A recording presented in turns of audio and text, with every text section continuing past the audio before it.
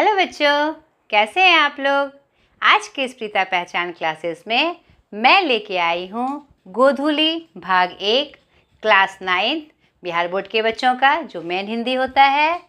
आज काव्य खंड में, यहाँ पर मैं लिखना भूल गई, ये आपका काव्य खंड का पाठ 6 है। ठीक है, तो ये आप लिख लीजिए, काव्य खंड। काव्य खंड में पाठ 6 आ रही रवि की सवारी। ठीक है, जो किनका है? हरिवंश राय बच्चन जी का। हरिवंश राय बच्चन जी का।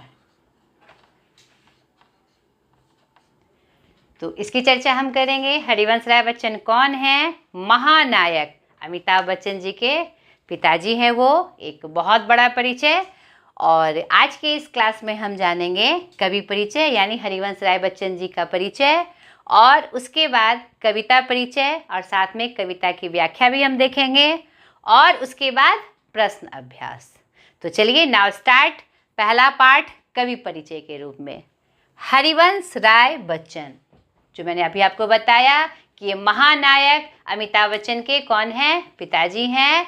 एक बार इनके एक इंटरव्यू में उनसे पूछा गया कि आपको, अब जब आपका परिचय कोई करता है तो आपको कैसी खुशी होती है? तो उन्होंने कहा हाँ, बहुत खुशी होती है, लेकिन तब मैं बहुत खुश होऊंगा जब मैं कहीं जाता हूँ और अमिताभ आता है तो कहते हैं कि देखो हरिवंश राय जी, वो उनका बेटा जा रहा है, वो देखो अमिताभ है जो हरिवंश राय जी का बेटा है।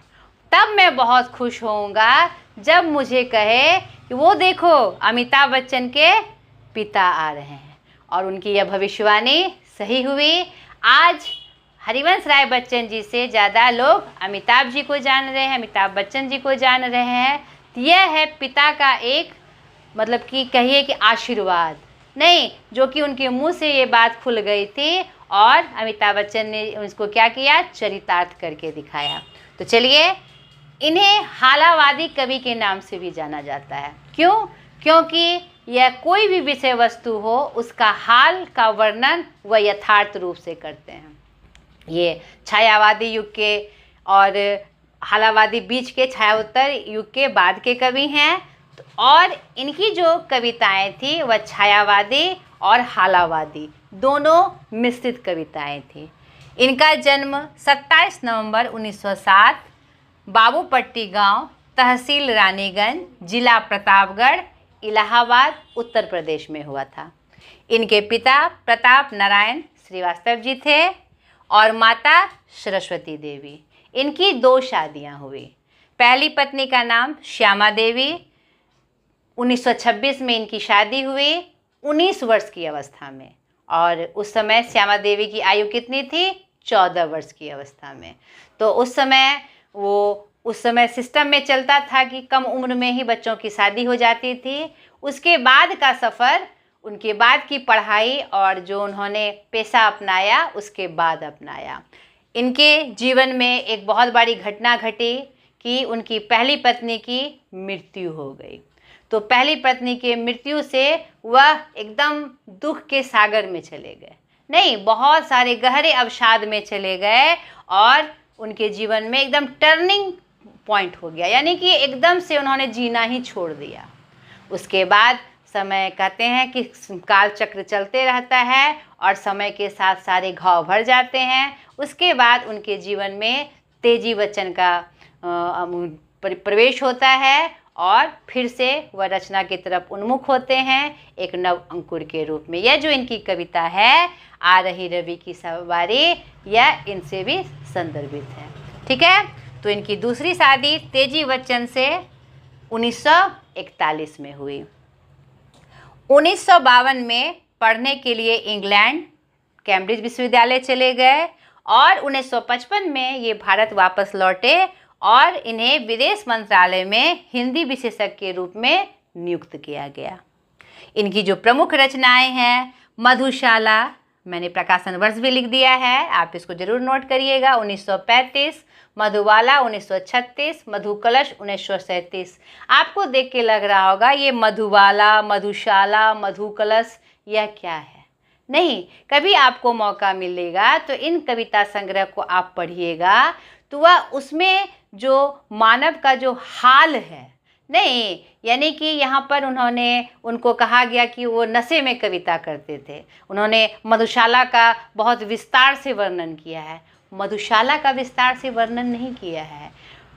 व्यक्ति का जो जीवन स्तर होता है कैसे एक घटना के बाद बदल जाता है और ऐसी ऐसी परिस्थितियां आती है उसके जीवन में जिसमें कि ऐसा प्रतीत होता है कि वह नशे में हो। यह यथार्थ है, वह किसी शराब का नशा नहीं होता, ये ज़िंदगी का नशा होता है। उनका वर्णन उन्होंने उसमें किया है, ठीक है। और उनकी ये निशा निमंत्रण से ही यह कविता आपकी ली गई है। आ रही रवि की सवारी, एकांत संगीत, आकुल अंतर, शतरंगिनी, हलाहल। और इनकी जो आत्मकथा है जिनके लिए इन्हें सरस्वती पुरस्कार से नवाजा गया था उत्तर प्रदेश सरकार के मध्य से, ये 4 भागों में इनकी लिखी गई है, ठीक है। और इनको पुरस्कार भी बहुत सारे प्राप्त हुए। साहित्य का बेस्ट पुरस्कार साहित्य अकादमी 1968 में, भारत सरकार के द्वारा पद्म भूषण से भी इसे नवाजा गया 1976 में। और अभी मैंने तुरंत बताया आत्मकथा के लिए इन्हें सरस्वती पुरस्कार भी प्राप्त हुआ, जो उत्तर प्रदेश का एक प्रमुख पुरस्कार है। इनकी मृत्यु 18 जनवरी 2003 मुंबई में हो गई। तो ये इनका परिचय था, हरिवंश राय जी का परिचय था। अब हम जानेंगे कविता के बारे में, ठीक है। तो अब कविता का परिचय भी हम जानेंगे और उसकी व्याख्या भी देखेंगे। और इस कविता के माध्यम से, छोटी कविता है लेकिन बहुत बड़े संदेश दे जाती है, नहीं, और बहुत ही सुंदर व्यवस्थित क्रमबद्ध होकर उन्होंने ये कविता की है और बहुत ही प्रमुख संदेश आपको कविता से प्राप्त होगा। तो चलिए कविता के माध्यम से हम देखते हैं। चलिए अब कविता परिचय में हम जानेंगे हरिवंश राय जी की एक प्रमुख कविता जो कि आपके पाठ में यहाँ पर संकलित है, आ रही रवि की सवारी, ठीक है। तो प्रस्तुत कविता आ रही रवि की सवारी बच्चन जी के कविता संकलन निशा निमंत्रण से ली गई है। और इन्होंने यह कविता अपनी प्रथम पत्नी श्यामा देवी की मृत्यु के बाद लिखी है, ठीक है। यानी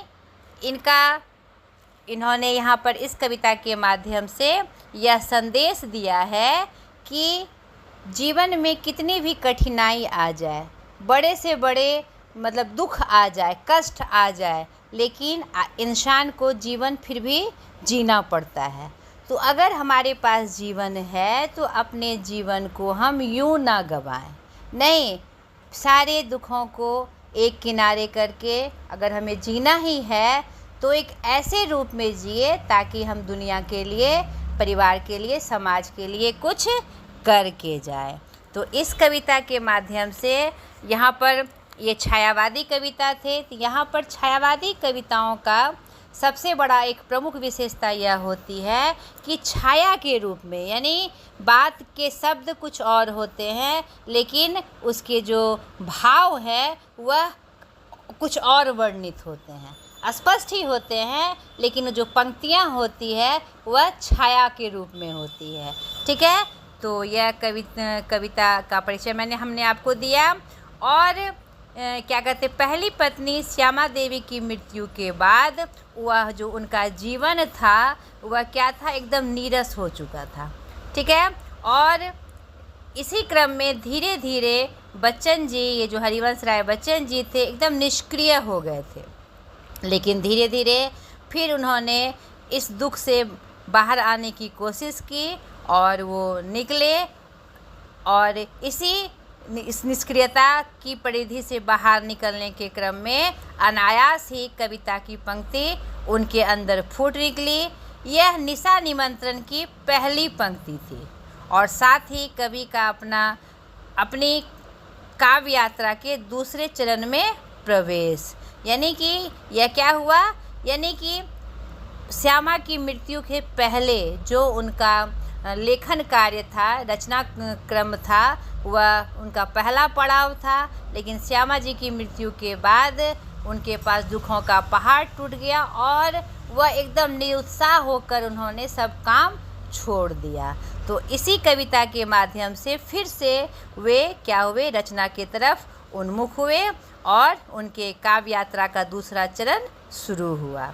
ठीक है, तो अब देखें कविता की पंक्तियों के माध्यम से कि कौन से भाव और कौन सी बात ये कह रहे हैं। नव किरण का रथ सजा है, कली कुसुम से पथ सजा है। नहीं, यानी कि अब उनके जीवन में फिर से नया किरण नए रूप में प्रस्तुत है। उन्होंने फिर से जो जीना शुरू किया है तो उन्हें नज़र आ रहा है कि हाँ, अब कुछ नयापन फिर से जीवन में है।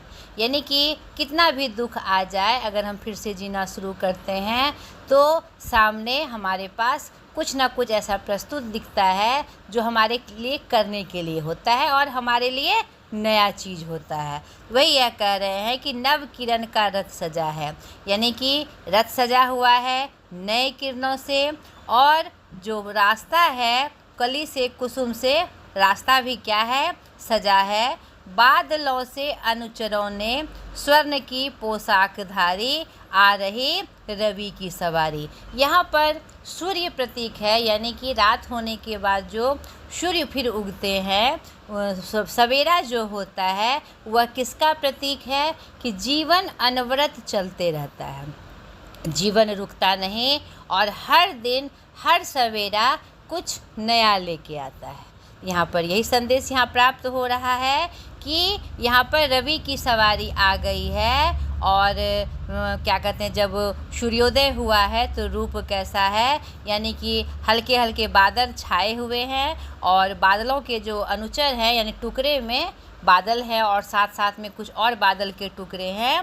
उन्होंने कैसी पोशाक धारी है, स्वर्ण की पोशाक धारी, क्योंकि सूर्योदय हो चुका है और क्या कहते हैं, सूर्य की सवारी निकल चुकी है नए किरण से और उनका पथ सजा हुआ है फूलों से, कलियों से। तो बादलों, उनकी जो मतलब उनकी जो छाया पड़ रही है, सूर्य की छाया जो बादलों पे पड़ रही है, तो ऐसा प्रतीत होता है कि उन्होंने क्या कहते हैं, स्वर्ण की पोशाक पहन ली है, स्वर्ण जैसा कपड़ा पहन लिया है। तो मैंने अभी आपको स्पष्ट बताया कि छायावादी कविता की ये विशेषता होती है कि जो वो भाव कहना चाहते हैं वह बहुत ही प्रतिबिंबित रूप में, छाया के रूप में यह प्रस्तुत होती है। ठीक है, आगे देखिए, विहंग बंदी और चारण। यहाँ पर जो विहंग है, पक्षी है, वह सब क्या कर रहे हैं, यहाँ पर गुणगान कर रहे हैं और यहाँ पर उसके स्वागत के लिए खड़े हैं। नहीं, चारण मतलब क्या होता है, जो राजा की स्तुति करते हैं, यानी उनके जो अनुचर होते हैं राजा के, उनको क्या कहा जाता है, चारण कहा जाता है। यानी यहाँ पर विहंग, जो विहंग पक्षी हैं और जो राजा की स्तुति करने वाले, गान करने वाले हैं, यहाँ पर पक्षी के रूप में वह क्या कर रहे हैं, गा रहे हैं कीर्ति गायन। यानी विहंग बंदी, यानी सूर्य के, यानी सूर्य राजा बना हुआ है, रथ पे सवार होके आ रहा है। तो यहाँ पर पक्षियों का झुंड, विहंग बंदी का मतलब होता है पक्षियों का झुंड जो है क्या कर रहा है, अनुचर बनकर, मतलब जो राजा की स्तुति का गान करके उनका कीर्ति गायन कर रहे हैं। छोड़कर मैदान भागी तारकों की फौज सारी। सुबह होने के बाद क्या होता है, जो रात में दिखाई पड़ते हैं तारे, चंद्र, वह सब क्या होते हैं, विलुप्त हो जाते हैं।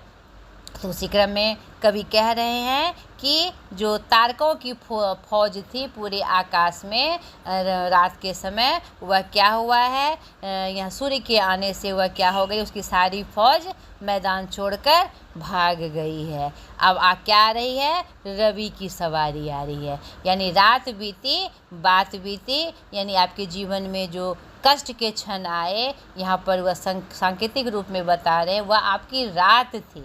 अब फिर से सवेरा हुआ है, फिर से सुबह हुई है, नए उल्लास के साथ, नई बात के साथ। तो आपको उसमें जीना है और कुछ नया करना है। यहाँ पर यह संकेत प्राप्त हो रहा है। आगे की पंक्तियाँ, चाहता उजलो विजय कह, चाहता उछलो विजय कह, पर ठिठकता देख कर यह, रात का राजा खड़ा है राह में बनकर भिखारी। तो आ रही रवि की सवारी। अंतिम की 4 पंक्तियों में बहुत ही सुंदर संदेश कवि ने यहाँ दिया है और ये बहुत ही उच्च कोटि के हालावादी कवि थे। हालावादी कवि का मतलब जो पूरा हाल बता दे, यानी जो सामने दिख रहा है उसके पूरे हाल का वर्णन यथार्थ रूप से कर दे। तो कह रहे हैं अंतिम की पंक्तियों में कि अब ये जो नया रूप दिख रहा है, ये जो नया परिवर्तन आ रहा है मेरे अंदर, यहाँ पर प्रकृति के रूप में भी और अपने बारे में भी, दोनों यहाँ पर सांकेतिक रूप में प्रकट हो रहे हैं। तो उनका दिल करता है, वह चाहते हैं कि मैं उछलूँ, यह जो नया रूप मेरे सामने प्रस्तुत हो रहा है उसको खुशी मनाऊं, उछलूं नहीं, पर ठिठक जाता हूँ। क्या ठिठक जाता हूँ? अरे जो अभी रात का राजा खड़ा था, रात का राजा कौन होता है? चांद होता है। वह बनकर भिखारी खड़ा है, यानी कि अब तो रात बीत गई, अंधेरा खत्म हो गया, सूर्य की सवारी आ गई, तो ऑटोमेटिक क्या है, चांद को छुपना ही पड़ेगा। तो यहाँ पर ये कह रहे हैं कि हमारे सामने जो नया रूप आता है तो पिछला अपना जो अस्तित्व है उसको भूलना नहीं चाहिए कि पीछे में हम क्या थे। सामने हमको कुछ भी प्राप्त हो जाए, कोई भी नई वस्तु प्राप्त हो जाए, नए पद प्राप्त हो जाए या कुछ भी नया, चाहे आप राजा बन जाए, पहले आपकी जो स्थिति थी उसको नहीं भूलना है, उससे आपका वजूद फिर खंडित हो जाता है। वही यहाँ पर कह रहे हैं कि आप किसी भी हैसियत में रहे, किसी भी स्थिति में रहे, आने वाला शायद आपका जीवन चाहे कितना ही उत्साहपूर्ण या उज्जवल हो, लेकिन अपनी पीछे का हाल कभी नहीं भूलना चाहिए, पीछे का जीवन कभी नहीं भूलना चाहिए। यहाँ पर वो संकेत दे रहे हैं। इसीलिए मैं चाहता हूँ विजय कह के उछलूँ, लेकिन यहाँ देख रहा हूँ जो कल राजा था फिर भी वह भिखारी बन गया। तो आज अगर मुझे नया कोई पद प्राप्त हुआ है या मैं राजा बना हूँ, तो आने वाला कल फिर मुझे भिखारी बना सकता है, मेरे अस्तित्व को ख़त्म कर सकता है। इसीलिए इठलाना नहीं है, उछलना नहीं है कि अब मैं ही सब कुछ हूँ, मैं राजा हूँ तो सब कुछ मेरे हाथ में है, मैं कुछ भी कर सकता हूँ। तो यहाँ पर यह संकेत इस पंक्ति के माध्यम से कवि दे रहे हैं। तो एक छोटी कविता लेकिन बहुत ही सुंदरतम कविता यहाँ पर आपके सामने आई। तो आशा करती हूँ आपको पूरी तरह से समझ में आया होगा। अब हम चले इसके प्रश्न अभ्यास की तरफ। थोड़ा थोड़ा मैं आपको इशारा करते चली जाऊँ ताकि आपको प्रश्न बनाने में सहायता प्राप्त हो। कविता के साथ आ रही रवि की सवारी कविता का केंद्रीय भाव क्या है? तो मैंने अभी स्पष्ट किया इस व्याख्या में कि आ रही रवि की सवारी कविता का केंद्रीय भाव यह है कि हमारे सामने कितना भी दुख हो, कितना भी एकदम कष्ट से कष्ट वाला परिस्थिति हमारे सामने आए, लेकिन यह जो जीवन काल है वह रुकता नहीं है, जीवन चलते रहता है। तो उस दुख में खुद को डुबाने से अच्छा है कि हम जीवन को जिए और एक नए एक तलाश में, एक नए रूप में उसको हम जिए और अपने जीवन को सार्थक बनाए। जो मनुष्य जीवन हमें प्राप्त हुआ है वह उसे हम सार्थक बनाएं। और यह भी ध्यान रखें कि हर जो सवेरा एक नए रूप में आता है, हमारे लिए नई चीज़ लेके आता है, उसमें हम बहुत दूर तक सफल होते हैं, लेकिन सफल होने पर हमको खुद को इठलाना भी नहीं है, गर्व भी नहीं करना है, क्योंकि जो आज राजा है कल उसका रूप बदल सकता है, जैसा कि कविता की पंक्तियों के माध्यम से हमने देखा। ठीक है। दूसरा, कवि ने किन किन प्राकृतिक वस्तुओं का मानवीकरण किया है? मानवीकरण क्या होता है? प्राकृतिक वस्तुओं को, जड़ वस्तुओं को मानव के क्रियाकलाप के रूप में दिखाना। जो मानव जो क्रियाकलाप करते हैं उस रूप में दिखाना ही क्या कहलाता है? मानवीकरण कहलाता है। यहाँ पर नव किरण का रथ सजा है न, यहाँ पर उसका मानवीकरण किया गया है। और बादलों से अनुचरों ने स्वर्ण की पोशाक धारे, तो यहाँ बादल जो हैं उनका मानवीकरण किया गया है। और यहाँ पर विहग बंदी का यानी पक्षियों के झुंड का भी मानवीकरण किया गया। उसे क्या बताया गया है? चारण, यानी अनुचर बताया गया है। किसका? राजा का। नहीं, और छोड़कर मैदान भागी तारकों की फौज सारी। तारकों को क्या बता दिया गया है? फौज बता दिया गया है, सेना बता दिया गया है। यह भी मानवीकरण है। और रात का राजा किसे बताया गया है? चंद्रमा को बताया गया है। यहाँ पर चंद्रमा का भी मानवीकरण किया गया है। ठीक है। आ रही रवि की सवारी, यहाँ पर रवि का भी मानवीकरण है। उन्हें राजा के रूप में यहाँ प्रस्तुत किया गया है। ठीक है, तो समझ में आ गया आपको। तीसरा, आ रही रवि की सवारी कविता में चित्रित सवारी का वर्णन करें। यहाँ पर आ रही की सवारी कविता में सवारी कौन है? सूर्य है। तो उसका वर्णन आपको अपने शब्दों में करना है। चौथा, भाव स्पष्ट कीजिए। चाहता उछलूं विजय का, पर ठिठकता देख कर यह रात का राजा खड़ा है राह में बनकर भिखारी। तो मैंने आपको बार बार बताया है, इस तरह की पंक्तियां जब आए, भाव स्पष्ट करना, आशय स्पष्ट करना, अर्थ बताना, आपको पहले पाठ का परिचय देना होता है, फिर कवि का परिचय देना होता है, फिर मुख्य भाव बताते हुए पंक्ति का अर्थ बताना होता है। तो प्रस्तुत पंक्ति हमारे पाठ्य पुस्तक आ रही रवि की सवारी से ली गई है, जिसके कवि हरिवंश राय बच्चन जी हैं। इस कविता के माध्यम से वह नवजीवन के स्वागत के लिए प्रस्तुत दिखाई पड़ते हैं कि हर सवेरा एक नए जीवन की का चिन्ह होता है, प्रतीक होता है, तो हमें वह जीना चाहिए। साथ ही साथ वह अंतिम की पंक्तियों में यह भी संदेश देते नज़र आ रहे हैं कि चाहे हमें कितना भी उज्जवल प्राप्त हो जाए, कितनी भी सफलता प्राप्त हो जाए, लेकिन हमें यह बात हमेशा याद रखना चाहिए कि आज जो राजा है कल उसका रूप बदल सकता है, वह कल भिखारी भी हो सकता है। क्योंकि यहाँ सूर्य जब राजा के रूप में प्रस्तुत हुआ तो रात का जो राजा था चंद्रमा, वह भिखारी बन गया। यानी इस पंक्तियों के माध्यम से यह संकेत प्राप्त हो रहा है कि जो कल राजा था अगर आज भिखारी हो गया, तो अगर आज आप राजा बने हैं तो आने वाले समय में आप भी भिखारी हो सकते हैं, अर्थात आपकी स्थिति बदल सकती है। तो उसी क्रम में यह बात कही जा रही है, चाहता उछलूं विजय का। उनका मन कर रहा है कि अपने इस नई जीत पर उछलूं और क्या कहते अपने विजय पर, कि ये जो नया रूप उनको प्राप्त हुआ है, पर वह ठिठकता देख कर लेकिन यह ठिठक जाता हूँ कि रात का राजा खड़ा है राह में बनकर भिखारी। जो कल का राजा था आज वह क्या हो गया? भिखारी हो गया। तो अगर आज मैं राजा बना हूँ, यह जो विजय मुझे प्राप्त हुई है, तो कल हो सकता है मैं भी भिखारी बन जाऊँ, मेरी भी हार हो जाए। ठीक है। पाँचवा, रवि की सवारी निकलने के पश्चात प्रकृति उसका स्वागत किस प्रकार करती है। तो हमने पंक्ति के माध्यम से देखा कि जब रवि की सवारी निकल रही है, ऐसा प्रतीत हो रहा है कि नव किरण से रथ सजा हुआ है, फूलों से, कलियों से पथ सजा है, और बादलों के जो अनुचर हैं, यानी आसपास अनुचर बनकर क्या कहते हैं, स्वर्ण का पोशाक धरकर उनके साथ चल रहे हैं, और जो पक्षी वृंद हैं वह अनुचर बनकर उनका कीर्ति गायन कर रहे हैं। और इसी तरह से क्या कहते हैं, रवि की सवारी का स्वागत हो रहा है। ठीक है।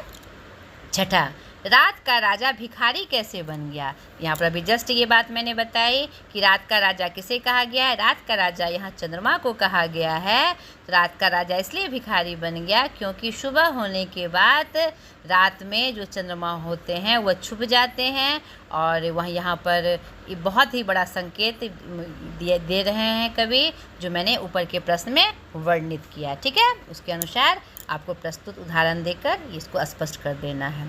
सातवां है, इस कविता में रवि को राजा के रूप में चित्रित किया गया है। अपने शब्दों में यह चित्र पुनः स्पष्ट कीजिए। यानी इस कविता में रवि को क्या कहा गया है? राजा के रूप में चित्रित किया गया है ना। इसे कह रहा है कि आप एक सूर्य को राजा के रूप में अपने शब्दों में इसे कैसे बखान करिएगा। तो यहाँ पर आप अपने IQ से एक नई पंक्तियों के माध्यम से ऐसा कुछ निर्माण करिए। ठीक है, ये आपके लिए मैंने छोड़ा। आठवां, कवि क्या देखकर ठिठक जाता है और क्यों। कवि यह देखकर ठिठक जाता है कि क्या कहते हैं, वह उछलना चाहता है अपनी विजय पे, अपने इस नए रूप पे, लेकिन ठिठक जाता है क्योंकि जो कल का राजा था आज क्या हो गया? भिखारी हो गया। तो आज जो मेरी स्थिति है, अगर आज मैं राजा हूँ, सफल हूँ, तो कल असफलता मेरे सामने आ सकती है, मैं भी भिखारी हो सकता हूँ, इसीलिए वह ठिठक जाता है।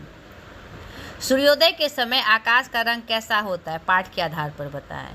तो सूर्योदय के समय हम जानते हैं कैसा होता है, आपको पाठ के आधार पर बताना है कि उसका कैसा रूप था। कैसा रूप था, लगता था कि नए किरण से एकदम सजा हुआ है, चारों तरफ फूल कलियां खिल गई है, बादल आकाश में छाए हुए हैं और ऐसे लग रहे हैं कि जैसे उसने स्वर्ण पोशाक धारण कर लिया हो, चारों बगल पक्षी चहचहाते हैं, ऐसा प्रतीत होता है कि वह कीर्ति गायन करते हैं। तो पाठ के आधार पर स्पष्ट करना है। 10 चाहता उछलूं विजय का में कवि की कौन सी आकांक्षा व्यक्त हुई है। यहाँ पर उछलूं का चाहता उछलूं विजय कह में कवि की आकांक्षा है, यह जो नया रूप मुझे प्राप्त हो रहा है, यह जो नव किरण से मेरे अंदर जो उत्साह जग रहा है, उसमें मेरा दिल करता है कि मैं उछलूं और खुशियाँ मनाऊं। ठीक है। रात में खड़ा भिखारी किसे कहा गया, चंद्रमा को कहा गया है। 12वां छोड़कर मैदान भागी तारकों की फौजसारी का काव्य सौंदर्य स्पष्ट करे।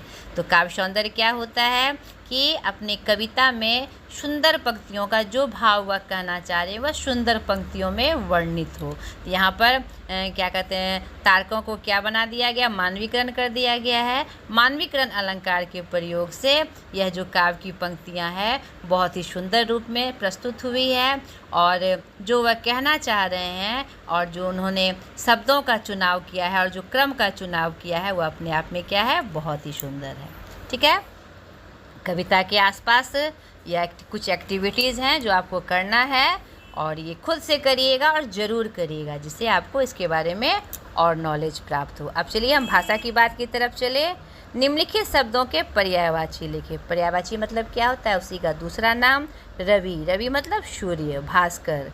किरण, किरण मतलब क्या होता है, उजाला नहीं, किरण मतलब उसको किरण को बोल सकते हैं आपकी जो ज्योति, ज्योति जो होती है। ठीक है। कुसुम, कुसुम मतलब फूल, पुष्प। स्वर्ण मतलब सोना। ठीक है। विहग मतलब पक्षी। रात मतलब निशा। ठीक है। पहला खत्म हुआ। दूसरा है निम्नलिखित शब्दों का वाक्य प्रयोग द्वारा लिंग निर्णय करें। यानी वाक्य के माध्यम से आपको बताना है कि यह स्त्रीलिंग है कि पुल्लिंग है। मेरे भाई की सवारी आ रही है। आ रही है मतलब स्त्रीलिंग। कली, कली से पूरा रास्ता सजा हुआ है। कलियों से रास्ता सजा हुआ है। नहीं, तो ये क्या हो गया मेरा, कली। कली क्या हो गया, स्त्रीलिंग है। नहीं, पोशाक, उसने पोशाक पहनी है। उसने पोशाक पहनी है, तो ये क्या हो जाएगा, स्त्रीलिंग रूप हो जाएगा। मैदान बहुत बड़ा है, पुल्लिंग रूप है। वहाँ पर भारत की बहुत बड़ी फौज खड़ी है। फौज खड़ी है मतलब स्त्रीलिंग है। भिखारी, देखो वह भिखारी आ गया, तो भिखारी यहाँ क्या है, पुल्लिंग रूप है। कली, यहाँ पर मैंने शायद उसको पुल्लिंग में बना दिया। कली खिली हुई है, सबसे सीधा वाक्य, कली खिली हुई है। ठीक है। तीसरा है कविता में प्रयुक्त उपमानों को चुने। उपमान मतलब किसी के लिए जो कोई उपमान दिए जाते हैं, अलग नाम दिए जाते हैं, उसे उपमान कहते हैं। यहाँ पर हमने बहुत सारे उपमान देखे, नव किरण, कली कुसुम, ये सब क्या है, उपमान है। नहीं, तो ये आपको चुनकर निकालना है। कविता में आए देशज और विदेशज शब्दों को चुने। देशज विदेशज शब्द क्या हैं, उत्पत्ति के अनुसार शब्द के भेद हैं। देशज मतलब देसी शब्द, लोक भाषा में जो हम प्रयोग करते हैं। आप विदेशज मतलब जो विदेशों से, अंग्रेजी या अन्य भाषाओं से जो शब्द आते हैं, तो दोनों को आपको चुन के लिखना है। छठा प्रश्न है निम्नलिखित पंक्तियों से विशेषण चुने। विशेषण किसे कहते हैं, जो संज्ञा या सर्वनाम की विशेषता बतलाए। तो देखते हैं इसमें कौन सा विशेषण है। नव किरण का रथ सजा है, तो नव किरण ये क्या हुआ, मेरा विशेषण शब्द हुआ। कली कुसुम से पथ सजा है, कली कुसुम। बादलों से अनुचरों ने स्वर्ण की पोशाक धारी, तो स्वर्ण की पोशाक क्या है, विशेषता बतलाई जा रही है। सातवां है विहग बंदी चारण में कौन सा अलंकार है, तो विहग बंदी यहाँ पर मानवीकरण अलंकार है। ठीक है, यहाँ पर उसका मानवीकरण किया गया है। आठवां है निम्नलिखित शब्दों के बहुवचन रूप लिखे। किरण, बहुवचन रूप लिखना है, किरणें। कली, कलियाँ। पोशाक, पोशाकें। सवारी, सवारियाँ। ठीक है। नमा प्रश्न है, यह कविता एक रूपक है। रूपक अलंकार के बारे में अपने शिक्षक से जानकारी हासिल करें तथा उनसे यह जानकारी लें इस कविता में रूपक का क्या स्वरूप है। तो हमने पूरा वीडियो अलंकार का बनाया हुआ है, आप जाके ज़रूर एक बार अलंकार को देख लीजिएगा। यहाँ प्रश्न में आया, थोड़ा मैं स्पष्ट कर दूँ। रूपक अलंकार, अलंकार के दो भेद हैं, शब्दालंकार और अर्थालंकार। तो रूपक अलंकार जो होता है अर्थालंकार का एक भेद है। रूपक अलंकार में किसी भी चीज़ को वैसा ही बताया जाता है, यानी कि उसके रूप को की तुलना नहीं की जाती, वो उसी के अनुसार उसको बता दिया जाता है। जैसे मैं चांद जैसा खिलौना लूँगा, यहाँ पर मैंने चांद जैसा कहा नहीं, तो यह मेरा नहीं, ये मेरा क्या होगा, रूपक नहीं होगा। लेकिन अगर मैं बोलूँ मुझे चंद्र खिलौना चाहिए, मतलब मुझे चांद ही खिलौना के रूप में चाहिए, तो ये क्या हो जाएगा मेरा रूपक। चांद जैसा नहीं, चांद ही चाहिए, तो वह मेरा क्या हो गया, रूपक अलंकार। तो जाके अलंकार के वीडियो में आप ज़रूर अलंकार को देखें, आपको पूरा स्पष्ट हो जाएगा। तो ये पूरा अभ्यास भी आपका ख़त्म हो गया। तो आशा करती हूँ ये आपको अच्छा लगा होगा। तो अगले वीडियो में अगले पार्ट के साथ मैं फिर हाजिर होंगी। आज तक के लिए इतना ही, बाय।